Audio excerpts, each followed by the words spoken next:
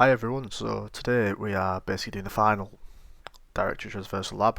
These have all been quite easy ones. They're really good. So once you've got this down, once you've got these labs down, there's not really much else to cover. Although they're easy, they are a good learning point, especially if you're a beginner, because it's a good way to visualize what is actually happening. Where you back out the file, you kind of do the same thing every time. So what we do with this one is there's basically an image be called in the image is basically called here, so the image is being called from the file. One thing this one did mention at the start is it's called a null byte bypass. So null byte bypass is basically I will show you what null byte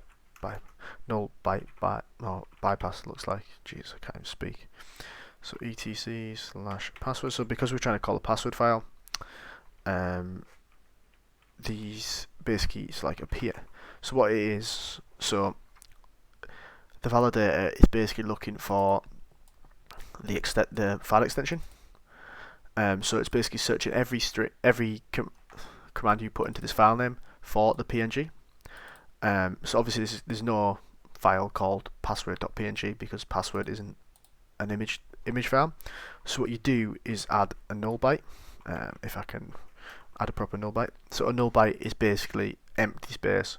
This is just a space. So what it's going to do, because it reads the commands from left to right, see that explains it even better. So if you can see that little tag,